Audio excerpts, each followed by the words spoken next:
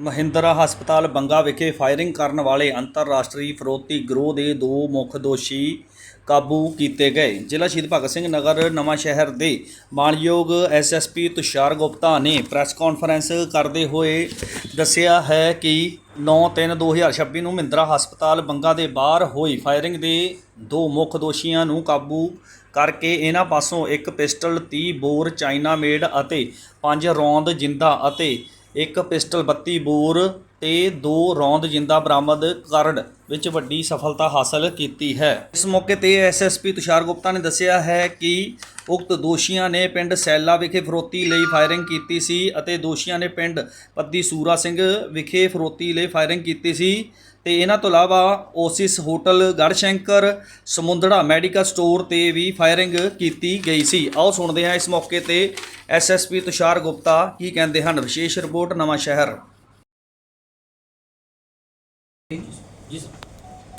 ਪੰਜਾਬ ਸਰਕਾਰ ਦੀ ਗੈਂਗਸਟਰਸ ਦੇ ਖਿਲਾਫ ਚਲਾਈ ਮੁਹਿੰਮ ਦੇ ਵਿੱਚ ਅੱਜ ਨਵਾਂ ਸ਼ਹਿਰ ਪੁਲਿਸ ਨੂੰ ਬਹੁਤ ਬੜੀ ਸਫਲਤਾ ਮਿਲੀ ਹੈ।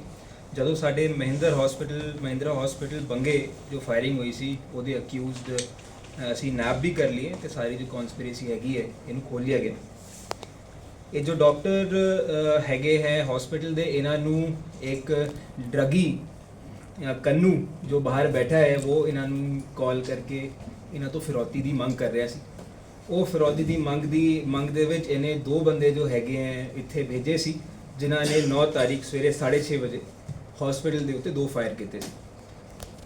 Looking at the gravity of the situation ਅਸੀਂ ਇਮੀਡੀਏਟਲੀ ਜੋ ਸਾਡੀ ਟੀਮਸ ਹੈਗੀ ਹੈ ਸਾਰਿਆਂ ਨੂੰ ਜੋ ਫੀਲਡ ਦੇ ਵਿੱਚ ਮੂਵ ਕਰਦਾ ਸੀ ਐਂਡ ਮੂਵ ਕਰਨ ਤੋਂ ਬਾਅਦ ਜੋ ਇਹ ਦੋ ਅਕਿਊਜ਼ ਸੀਗੇ, ਦੋ ਜੋ ਸ਼ੂਟਰਸ ਹੈਗੇ ਇਹਨਾਂ ਨੂੰ ਰਾਉਂਡ ਅਪ ਕਰ ਲਿਆ ਗਿਆ। ਇਹਨਾਂ ਦੇ ਵਿੱਚ ਪਹਿਲਾ ਸਰਵਨ ਹੈਗਾ ਜੀ ਹੁਸ਼ਿਆਰਪੁਰ ਦਾ ਰਹਿਣੇ ਵਾਲਾ ਤੇ ਦੂਜੇ ਦਾ ਨਾਮ ਹੈਗਾ ਤੁਸ਼ਾਰ ਸਰੀਨ, ਇਹ ਵੀ ਹੈਗਾ ਹੁਸ਼ਿਆਰਪੁਰ ਦਾ ਰਹਿਣੇ ਵਾਲਾ। ਦੋਨੋਂ 21-22 ਸਾਲ ਦੇ ਮੁੰਡੇ ਹੈਗੇ। ਇਹਨਾਂ ਦੇ ਕੋਲੋਂ 30 ਬੋਰ ਦਾ ਇੱਕ ਪਿਸਟਲ ਤੇ 5 ਜ਼ਿੰਦਾ ਰਾਉਂਡ ਤੇ 32 ਬੋਰ ਦਾ ਇੱਕ ਪਿਸਟਲ ਤੇ 2 ਜ਼ਿੰਦਾ ਰਾਉਂਡ ਮਿਲੇ। ਇਸ ਤੋਂ ਇਲਾਵਾ ਮੈਂ ਇਹ ਵੀ ਦੱਸਣਾ ਚਾਹਨਾ ਹੈ ਕਿ ਦੇਵਰ ਇਹ ਕ੍ਰਾਈਮ ਸਪਰੀ ਤੇ ਸੀਗੇ ਫॉर ਦੀ ਲਾਸਟ 1.5 ਮੰਥ।